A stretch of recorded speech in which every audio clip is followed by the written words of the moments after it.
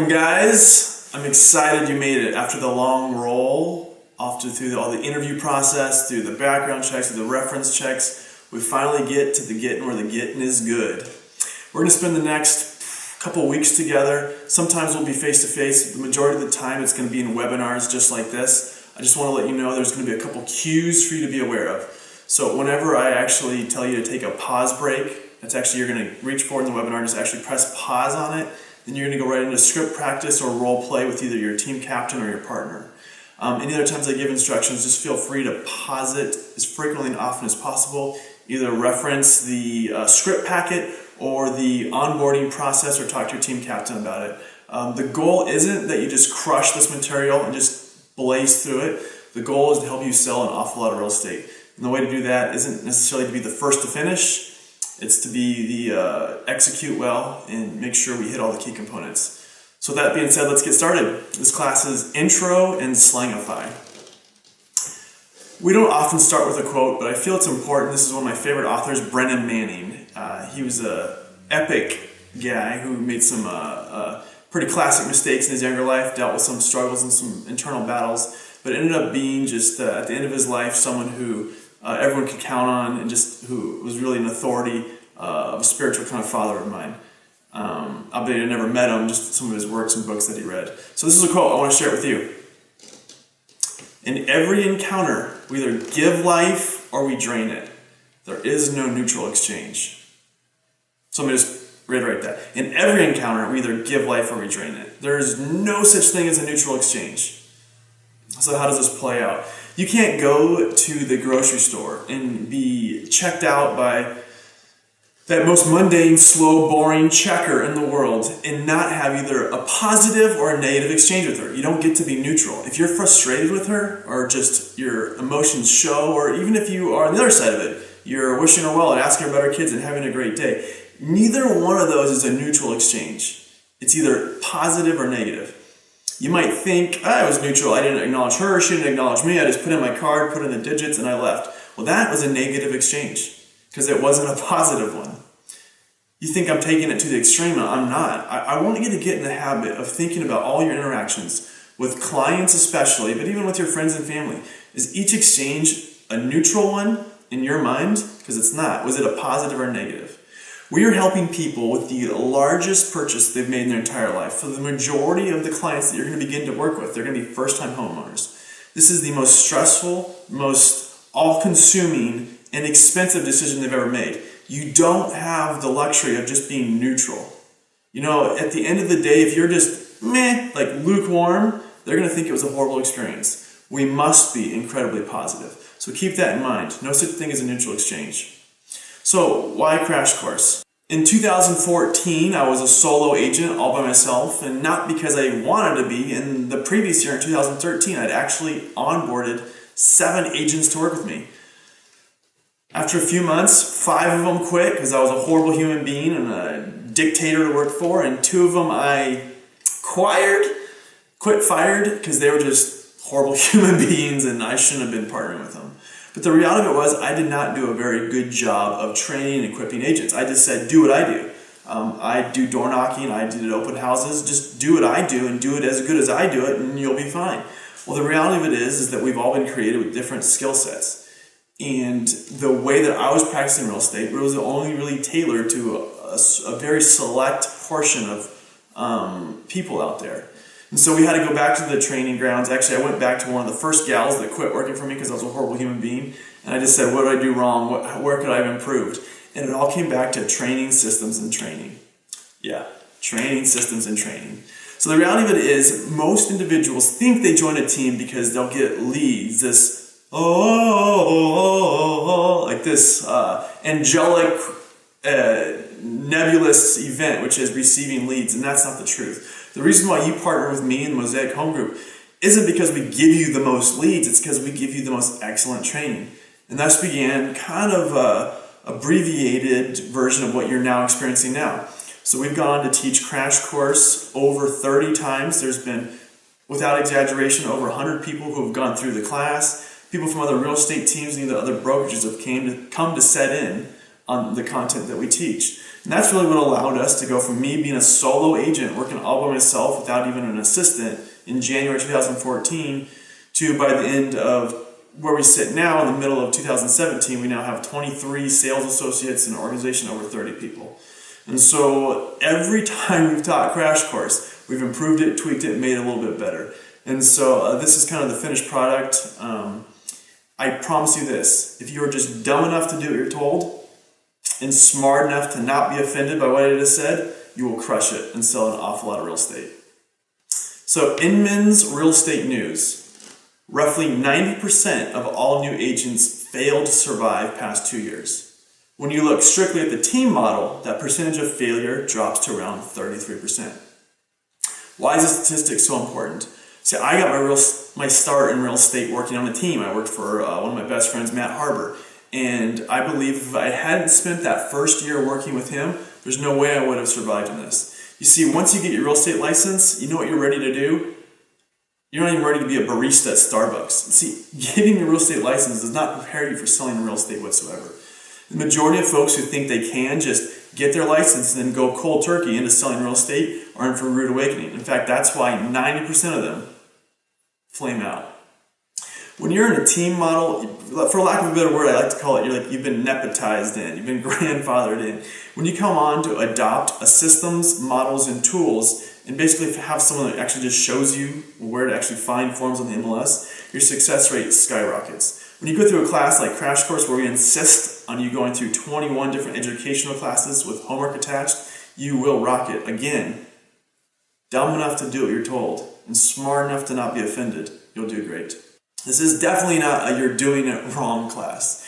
You may have come in with some real estate experience in the past. I'm not trying to tell you what you did before was bad and what I'm doing now is good. Although what I'm doing now is pretty dang good. The reality of it is what we're going to learn and we're going to practice in the scripts that we're going to use and the models and the systems and the tools that we execute.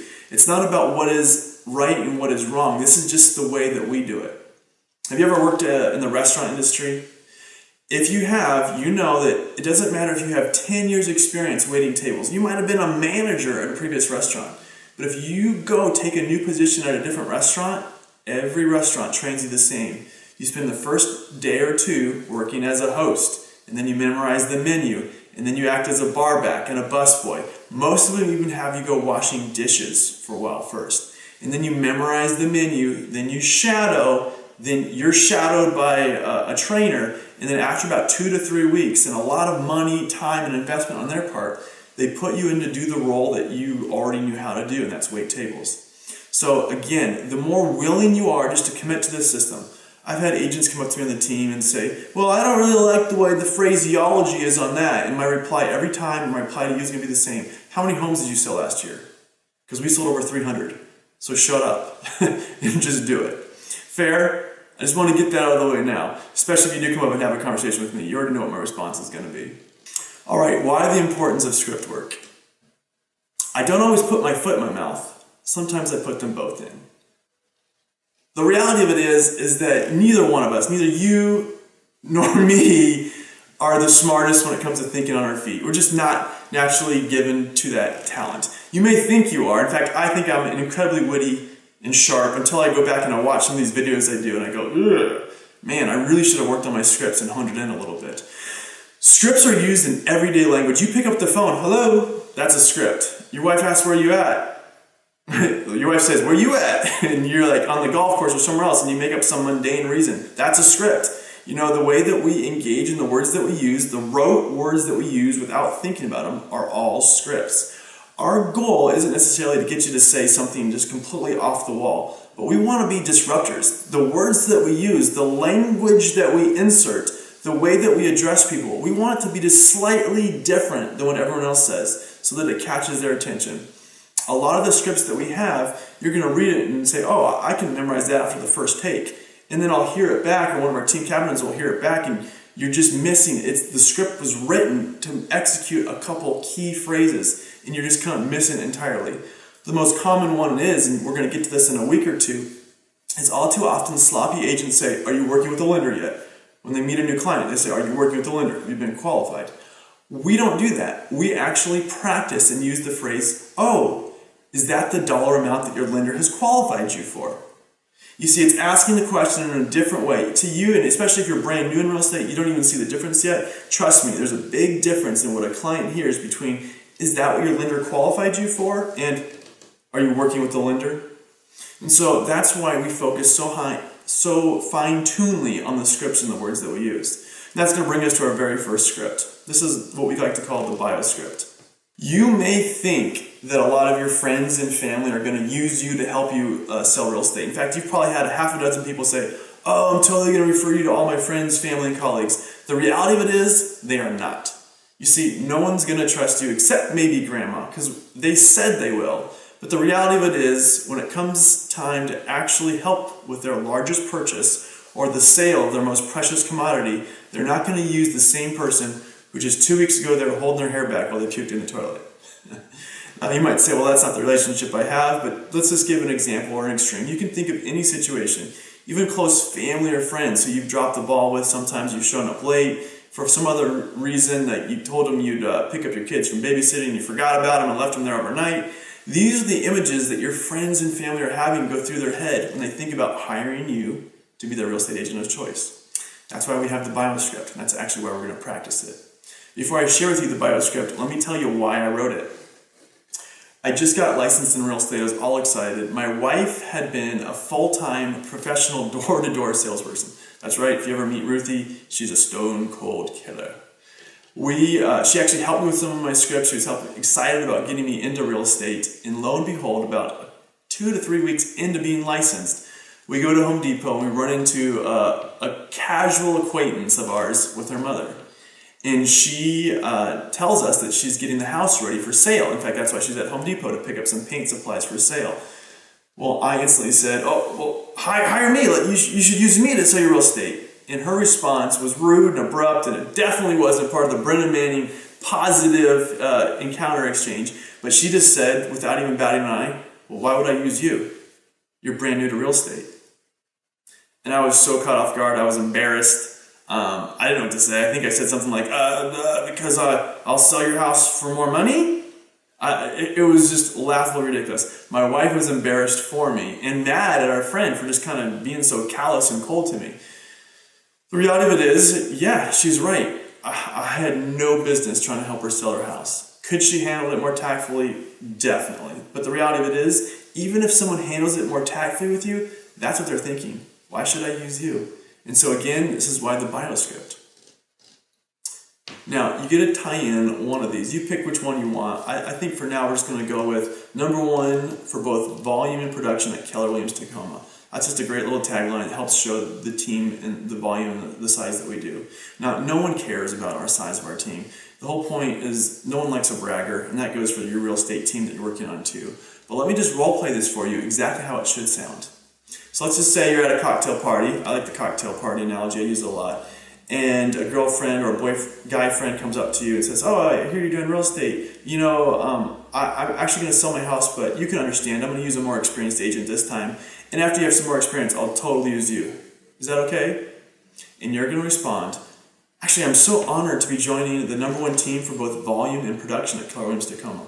Although I'm new to real estate, I've been working in the business of helping meet clients' needs for 6 years while working at Applebee's, Starbucks, while working at Costco. You fill in the blanks. Between my team's experience and my desire to please, I know we'll be able to help you and your friends with their home buying needs. Now, bam, that's just a perfect segue in to one of the other scripts that we're going to learn. But you tell me, just the way that sounded, if you were at a cocktail party and a friend just kind of said, you know what, thank you, Andy, I really appreciate that you're getting into real estate, thanks for asking, help me. I'm going to use a little bit more professional guy, but on the next one, I'll totally use you. We're so nice as Americans. We want to say, oh, that's okay, no worries, that's okay. But the reality of it, it's not okay. You see, if you believe that you are on the number one sales team in Pierce County for both volume and units sold, you are confident in saying, although I'm new to real estate, between my team's experience and my desire to please, I know we'll be able to help you and your family with all their home buying needs. So you just give us one shot, and if anything we do to let you down, of course I'm going to let you out of the contract. You get power when you know the words to say and how to use them.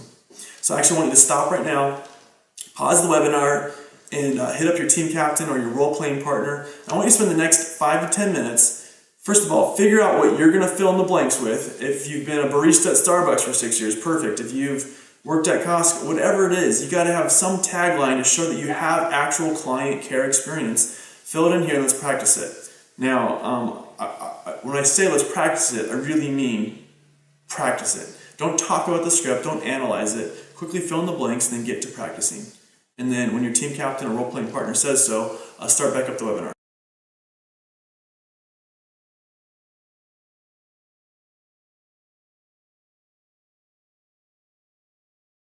Alright, great. I hope that you crushed it and you have it down pat.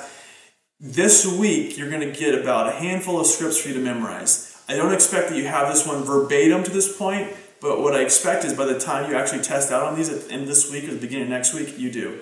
So don't neglect, just feel like you have this one nailed solid just because you practiced it a few times. So moving on. Tie downs! Isn't this class amazing? Wouldn't you agree that watching Andy on a webinar is the highlight of my week? Almost Emmy Award for documentary status quality. Wouldn't it be great if we got up right now, went out and bought him a Starbucks mocha frappuccino, dropped it off at his desk, and said, "Wow, Andy, you are amazing." Has anything I said elicited a positive response in you? Tie downs. Tie downs are a way of talking with someone in an engaging manner where you're anticipating, eliciting the response that you want from them. You know, a tie down can even be a head nod. Man, showing up on time for script practice would really be great, right? Yeah, so you're trying to get someone to have to go out of their way to disagree with you. Again, Americans, we're so polite, we're so agreeable. Speaking to them in tie downs is a way of just prompting them without arguing with them. Now, I gotta stop right now, and I'm gonna say this maybe a half a dozen times throughout this class. I'm working under the assumption that you are a good person, an honest human being who genuinely wants the best for your clients. You really know what homes are in their best interest, and you're helping them see that. You see, this isn't about being a sleazy car salesman where we're just trying to slam them into any home that the first one they come across or the house that has the largest commission. This is taking into effect that we know clients, we know how to work with them, and we know it's in their best interest. We also think that we are the absolute best agent to work for them. When we know that, and we come from a place of contribution and wanting to add value, then it's okay for us to learn some mnemonics, some scripts, some tools, some tie downs that help to get them to agree with us. My wife and I do this back and forth, we're doing it all the time. One of my guilty pleasures, I gotta admit it, is Applebee's. I love their buffalo wings. I'm proud. Hi, my name's Andy and I love Applebee's and I'm not embarrassed. I would like to say that one of my favorite restaurants is like this some little dark hole in the wall place that no one's ever heard of. There's got beatniks playing music and the chef is from France. No, I like Applebee's. Deal with it. My wife, however, does not. So all the time we're in a little bit of verbal debate. See, she is the one that loves to take an Instagram picture with her at some new fancy restaurant that no one's ever heard of. When it comes down to it, I can't stand it when I'm at a new place. I like to know what I know, I like what I like, and I like to get what I get. So we're always going back and forth. So I can even think of the last time this happened, I want to go to Applebee's. I always want to go to Applebee's. And I say, baby, wouldn't it be great if we could be somewhere in and out within 45 minutes where we don't have to worry about the kids making a lot of noise? Isn't that the kind of restaurant we should eat at tonight? And she has to agree with that because it's all true. We have a 4-year-old and a 2-year-old. We're always embarrassed whenever we go out with them. She's like, yeah. And also, wouldn't it be wonderful if instead of having to deal with an extensive menu, not knowing where we're going, the kids trying to color on it and messing up with everything, we just even knew what we wanted to order when we sat down? At this point in time, she knows where I'm going, but she has to agree because it's the truth, because I know what her pain points are. Yeah.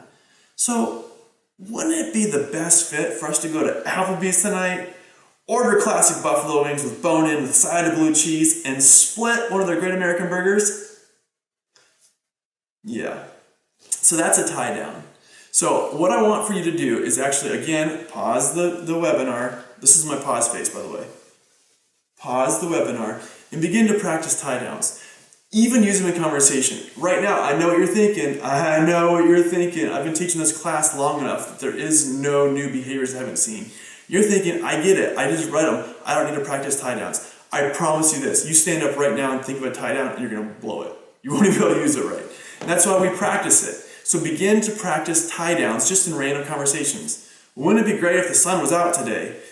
Don't you think Logan, that new Wolverine movie, was a little graphic? You name it. You just begin to speak in a tie down. I'd like you to use a dozen tie downs. And for those of you who are new to math, that's 12. A dozen tie downs that aren't real estate related. And then talk with your team captain, and he or she's going to introduce how to use a couple tie downs that are real estate related. So why tie downs are so important? You're working with a client, and no one likes to be sold. No one likes a salesperson. And they talk about wanting hardwood floors. You're going to walk in that house and say, "Ew, these are the hardwood floors you wanted. We got to go back and write it up. These hardwood floors are beautiful." And they're going to go, "This is kind of snaky. This is kind of sleazy." You might even say, "Oh, why don't we write this house up? It's got your hardwood floors. Come on, please. It's got your hardwood floors." That's not what they want to hear. What they want to hear is an advocate for them. They also want to be reintroduced to some of the things that they told you they wanted in a buyer's consult. And this is how you do it. You walk into a house. "Wow, these hardwood floors are gorgeous, aren't they?" And they're going to respond, yeah, they are. It's a totally different way of introducing or reintroducing the very same top 5 needs that they're going to tell you they wanted without arguing with them about it. So let's stop right now, pause, let's practice 12 tie downs, and then let's practice that same real estate tie down about the beautiful floors.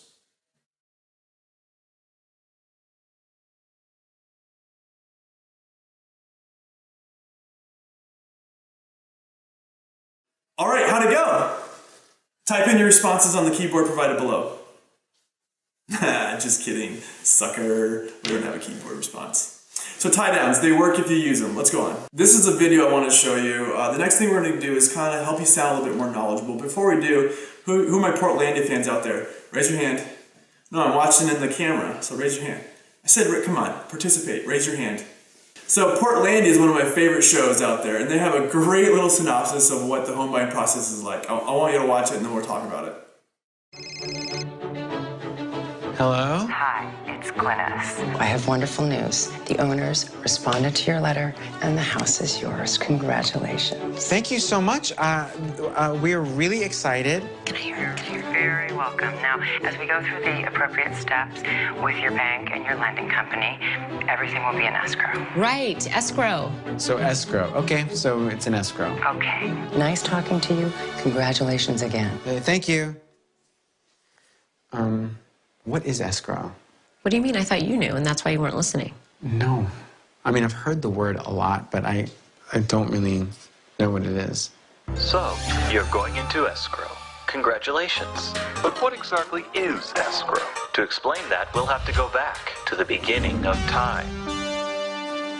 We all know the ancient Egyptian gods Thoth, god of time, and Kensu, the moon god, but they had a forgotten brother by the name of Icecrow, the Egyptian god of waiting 30 days, who could be identified by his many shoes. So escrow was a god? Meanwhile, across the pond, the escrow Indians of South America believed that human life was nothing more than a period of escrow in a celestial transaction between the creators. That's making me tired.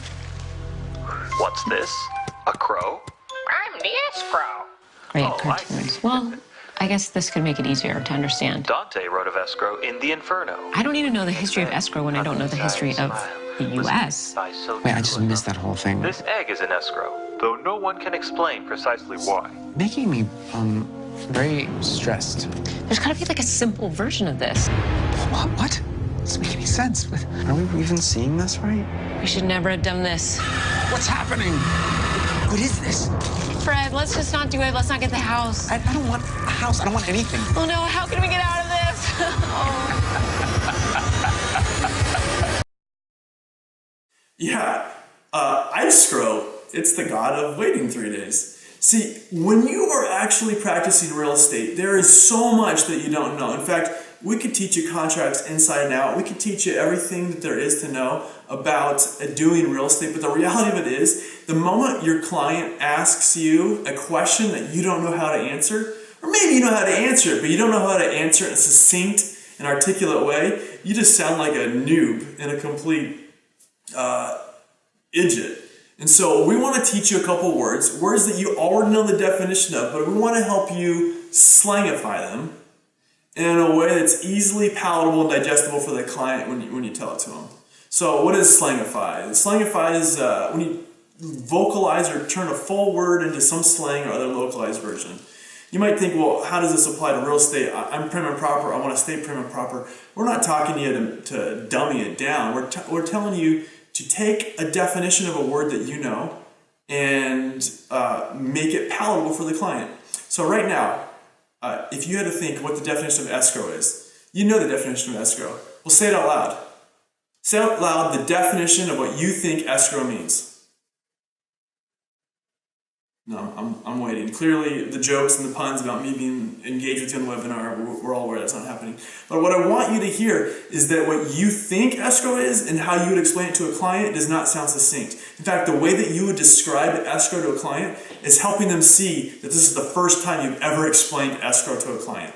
We don't want that. See, you're going to lose a client one of two ways. You're going to do something to really screw them over, and they're going to fire you, or they're going to feel like they can't trust you. The quickest way they feel like they can't trust you is for you to sound like a brand new real estate agent. So this is the formal definition of escrow. Very simply defined, an escrow is a deposit of funds, a deed, or other instrument by one party for the delivery to another party upon completion of a particular condition or event. Generally, real estate brokers refer to escrow in the sense of the actual company that these funds are deposited. Stewart title and escrow in the sense of the actual company that these funds are deposited.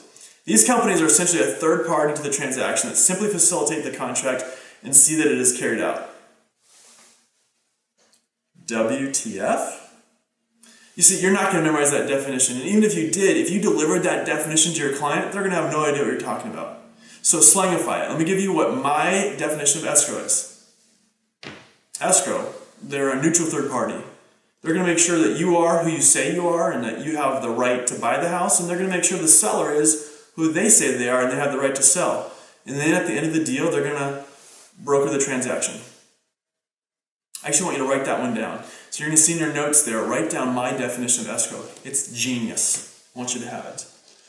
The rest of them are for you to slangify. And so over this week, some of your homework is to slangify some of the following terms. I want you to actually come up with definitions that sound as succinct and clear as the one that I gave. Listen, someone's going to ask you what an appraisal is, and you know what an appraisal is in theory. But when you describe it, it's not going to sound very eloquent. It's not going to sound rehearsed and practiced. We want you to make it a script. We want the client to feel like this is the 72nd time that you've explained what escrow is. We just want to show that confidence. So that's why we're going to slangify the following terms. That's part of your homework assignment for the next class. And moving on, weekly schedule. Bum, bum, bum. The overwhelming majority of folks got into real estate because they want to be their own boss. Well, actually, they got into real estate because HGTV is a crock of crap. They're a bunch of liars and they make real estate look really easy. Quickly, you're going to find out that's not. The second thing people say why they got into real estate is because they want to be their own boss and be the boss of their own schedule. Well, this is the truth of the matter is, if you don't begin to become a servant to a schedule, you're going to get nothing done. So when I started selling real estate, my first year was basically 2012. I sold 27 homes. It was awesome. I made $49,000. This is also when the average purchase price was right around $100,000. It was more money than I ever made in my life. Before that, I always waited tables or I was working at a church, and neither one of those paid very well. Actually, waiting tables paid better. And so the first thing that I came up against was, man, I made $49,000. That was awesome. I want to make more next year, but I'm already just ragged. See, I kind of committed to myself that I was never going to start work before 10 a.m. That's kind of my thing. I'm going to be my own boss. I might have to work some nights, but I'm not going to start work before 10 a.m. So every morning I'd wake up, I'd get my cup of coffee, I'd snuggle in bed with my wife, my little baby girl would crawl in, and it was awesome. I was the complete owner of my destiny. The problem was I was working 7 days a week from 10 a.m. to about 10 p.m. every single day. I never got control of my schedule. In fact, the next year, I sold 31 homes. That was 2013. The problem was we started to get some pretty decent paychecks, but I had such limited free time. My wife and I would jet off to go some extravagant weekend. We were blowing money right and left because we never saw each other. We were having friction in our marriage. I didn't see my daughter very often, so when I did, I spent a lot of money on them. The reality of it was I did not handle being my own boss very well. What changed in 2014 is I began to be a servant. Now, I don't know if you like that word, but you need to hear it because that's what you need to be. I began to be a servant to my time blocking, a servant to my schedule. In the next class, we're going to learn about time blocking. But you just need to know, if you got in this business to be your own boss, it's just not going to fly. We might have even told you, yeah, come sell real estate with us, be your own boss. This is like the disc check. No, if you want to win, if you want to sell, if you want to crush it in real estate, you got to become a servant to the schedule. So how are we going to do that? I want you to begin to time block, and I want to help you win, so I want you to time block some behaviors that are going to help you win. So if you're on our team and you're going to be a full-time real estate agent, I'm going to help you really easy win at time blocking. You see, do you know why everyone joins the gym New Year's Day or the week before? It's because everyone keeps saying, okay, I'm going to hit it pretty soon, I'm going to hit it pretty soon. New Year's resolution comes, I'm going to hit it strong. So everyone goes, they run a marathon the first day, or they work out for 4 hours. Whatever, they just go super big. And day 2, they wake up almost like in traction because they're so stiff and sore, so they quit working out. What I don't want is to ask you to run a marathon every day. What I want you to get in the habit of doing is winning with your time blocking. So we're going to put very small, easily manageable metrics so that you hit them, and that you win, and you feel good about them, and you begin to compound and compact these habits. This is what we call power habits, and the first one is how we time block.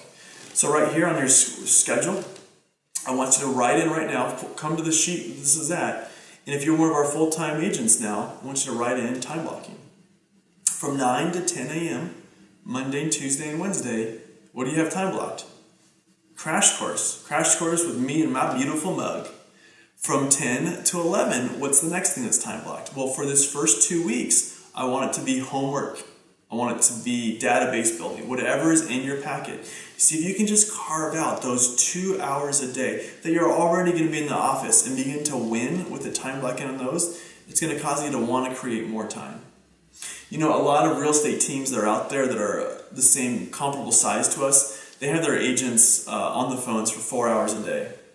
I've never liked that. I've never believed in it because I've been and I've shadowed some of those big teams, and they time block 4 hours a day for lead gen. You know what they're doing for 3.5 of those 4 hours? Walking around, getting coffee, going to the potty, doing whatever else it is except actual lead gen. I would rather get you super hyper focused for 1 hour and then grow that into 2 hours of actual lead generation behaviors than just put some anonymous number on the sheet so I can look good to my other mega agent buddies. So the second thing I want you to do is in the evening, this is going to cause a lot of discipline for 15 minutes, somewhere for 15 minutes. Call it from 7 to 7:15, call it from 9 to 9:15. You pick the time, and I want you to honor your schedule for that 15 minutes to work on real estate, to work on a script. If you put down an hour, great, put down an hour, but I want you to honor it. The key isn't that you put the most time on there. The key is that you honor the time you put on there. Because the first thing that's going to happen is right now you're going to say, okay, from 7 to 7:15, I can time block to work on my scripts. Guess what's going to happen tonight at 6:59? Your husband's going to want something, your wife's going to want something, your kids are going to want something, Netflix is going to be on, and you're going to say, oh, I'll just do 30 minutes tomorrow. No, I'm telling you, in order for you to win at real estate, to have a very big life, you have to begin to honor your schedule. If you can't honor 15 minutes, then make it 5. If you begin to honor your schedule, you will crush it. Fair? All right. That's the end of our crash course class content, intro and Slangify. One of the things that we want to go over quickly before you do is you're going to see a page on there. It's called the voice-to-voice contact sheet. I want you to check in with your team captain right now, have him explain it. Because before you leave today, I want us to be able to get our 20 people in our database. And the way we get those 20 people in the database is we begin to make the contacts that are voice-to-voice. So check in with your team captain or your role-playing partner right now about the voice-to-voice. All right, we'll see you tomorrow. Get your homework done.